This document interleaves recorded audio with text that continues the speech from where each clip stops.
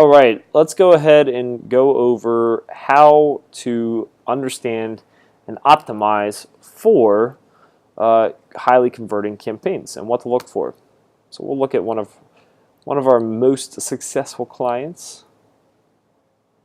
So we tested a ton of different ad sets here, right? And this one, what we found was, let's go to our highest converting one. Okay, so through a number of conversions, we came away with 89 leads for this one ad set.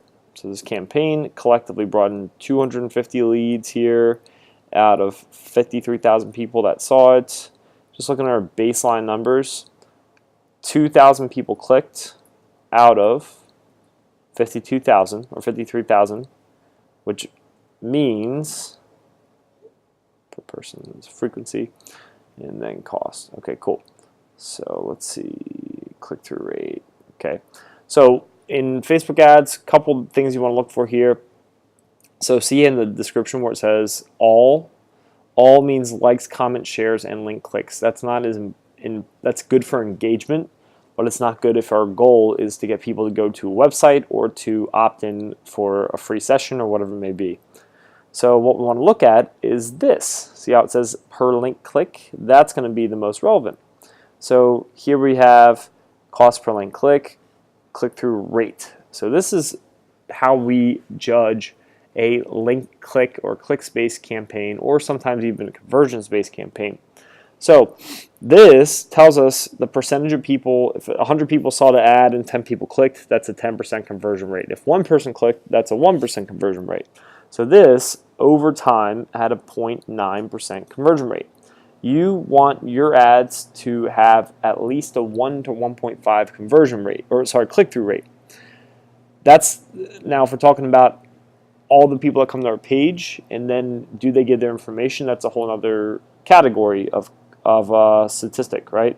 So how do we find that? Because step one is they click on the ad. They can't opt in if they're not on the page. So let's look at, once they get to the actual ad, let's look at the rate of that, the opt-in rate. That's the second part if we're talking about the basic opt-in funnel.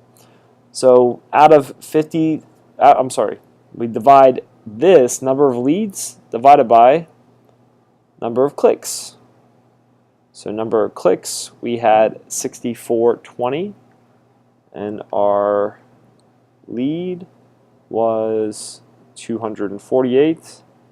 So 248 divided by 6320 equals 40%. It's pretty darn good. So let's see. Oh wait, that was our all clicks. That sounded really high. So our number of link clicks, it's here somewhere. Oh, here we go. So our link clicks, we had 2114. So 248 divided by 2114, that's 12%. So out of these leads came from these clicks. A little bit over 10%. On a page for this type of offer, 10% or higher is good. It's not great. 20% would be ideal, but we are happy we can make money with a 10% opt-in rate on the page.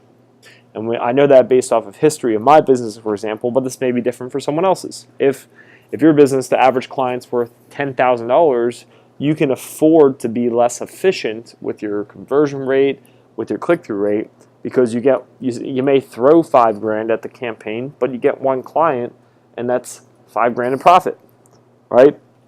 So how do we optimize this? Well, what I recommend is every 2 to 3 days you go through and compare how the ad sets are performing. So for example, if I was running these two ad sets and comparing them day in, day out, I would definitely want to turn this one off. Just look at the number of leads period, and then also looking at the the